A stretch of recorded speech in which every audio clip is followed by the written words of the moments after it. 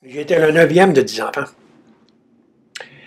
Alors, euh, mes frères et sœurs étaient plus vieux, évidemment, que moi, et aucun contact avec la chose militaire. Et comme je relatais plus tôt, c'est tout à fait par hasard, alors que j'étais au Collège Sainte-Marie, dans la section universitaire pour le bac, qu'il y avait eu la formation d'une compagnie du Sainte-Marie au sein du COTC, Université de Montréal. C'est le même que je suis entré dans le COTC. C'est mon premier contact militaire, mais j'ai été le seul de ma famille qui a été.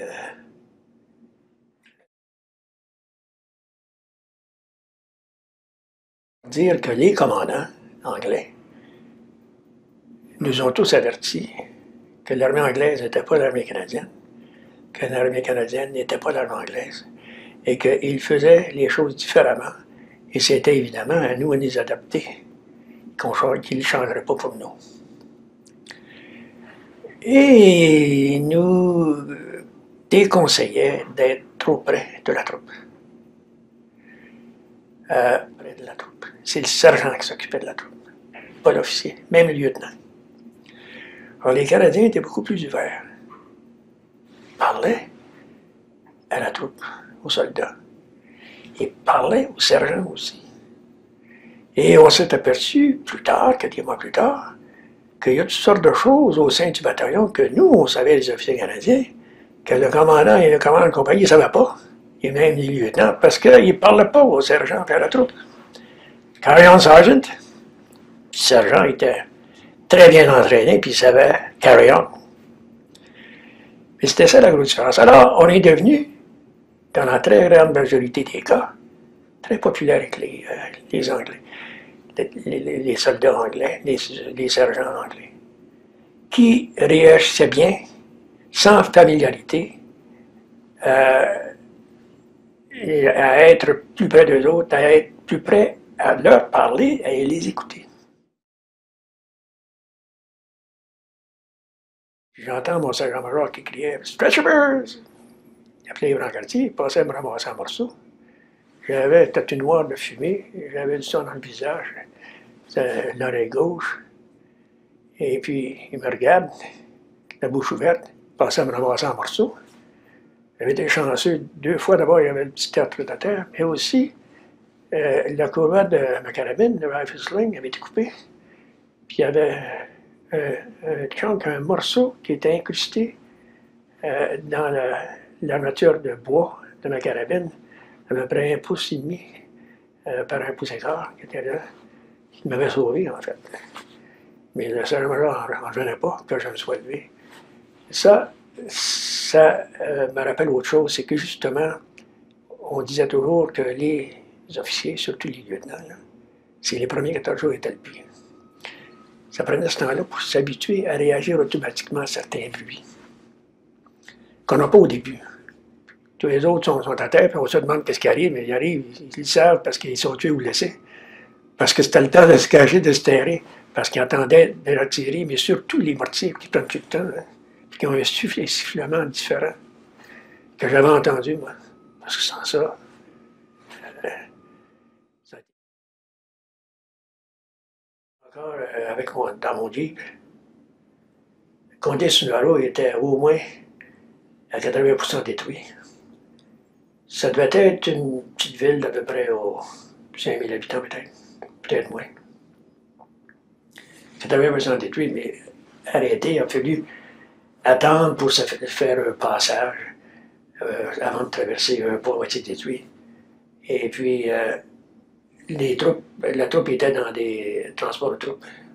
Et puis, moi j'avais mon Jeep, et puis arrêté, alors qu'on attendait de recevoir le signal pour traverser le pont.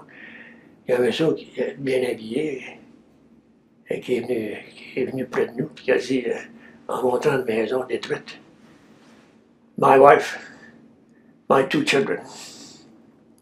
Puis on dit, ils ont été détruits là. Alors, ça affecte quand même quelqu'un de voir le mari qui parle que sa femme et ses 2 enfants sont ensevelis dans la maison qui est détruite. Ça, c'est le bombardement que les Alliés avaient fait juste avant le jour J. Ça, c'était un centre nerveux de route avec un pont sur une rivière assez important. Alors tout ça, ça avait été détruit par le bombardement allié. Mais quand on fait des bombardements comme ça, on frappe bien les maisons civiles. Alors c'est quelque chose qui m'avait marqué, ça. On se rend compte qu'un autre aspect que la guerre, c'est pas drôle pour les militaires, c'est encore moins drôle pour les civils.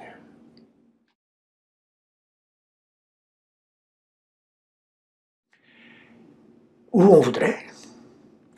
Et j'ai fait des arrangements et j'ai payé pour qu'une fois par semaine, pendant 8 semaines, pour 4 heures qui étaient livrées. Alors, ça me touche encore quand je pense à ça. Elle a eu la consolation de voir que je pensais à elle. Puis non seulement ça, mais quand elle est morte le 9 mars, ça a continué pour une autre 2 semaines. Alors, c'était quelque chose qui était arrivé. Je savais bien que j'avais su au mois de décembre par ma soeur qui m'avait écrit, m'avisant que c'était fini pour ma mère, c'était une question de semaine. Raison additionnelle pour laquelle, quand j'étais à Bruxelles, j'ai pensé de lui envoyer des fleurs.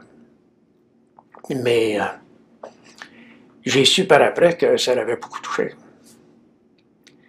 Et c'est une consolation pour moi, mais je me souviens encore du décès.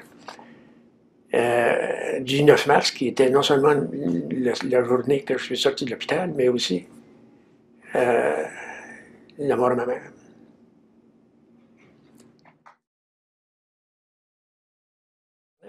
Malheureusement, il y a les hauteurs d'Arnhem, puis nous autres, on était plus bas. Hein. Alors, on a pris des positions défensives qui étaient à la vue, même si c'était bon 2-3 km, mais ils nous voyaient, des troupes allemandes qui étaient à hauteur d'Arnhem. Alors, c'était pas bien confortable. Ça,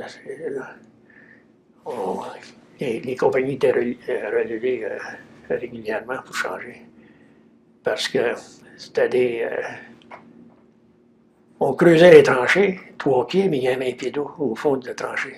Pas bien comique, ça. Les Wellington Boots, là, c'est froid en maudit quand tu veux rester les pieds dans ça.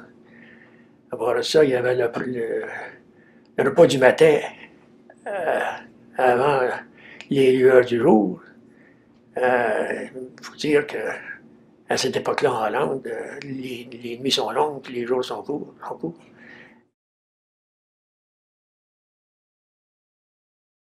Et voici ma fin de la guerre. Mais je dois dire que dans tout ceci, avec le bataillon, il y avait des gars qui étaient là à Malte, évidemment, la moitié du bataillon, au moins 40% du bataillon, ils étaient à Malte. Ils étaient en guerre depuis longtemps. Et on ne pouvait pas au début s'imaginer, nous, tout ce que ça représentait pour eux, la fin de la guerre. On a fait à peine une année de guerre, nous autres, mais pas eux autres. La guerre au Canada, c'était pas du tout même la même chose qu'en Angleterre, encore bien moins Sicile, Italie, puis Malte avant, tu sais. Alors, eux, on peut comprendre tout ce que ça représentait, la fin de la guerre, beaucoup plus que pour nous autres. C'était une leçon pour moi, ça. Il y avait goûté, autrement dit, comme on dit au Canada, beaucoup plus que nous. C'était ma leçon.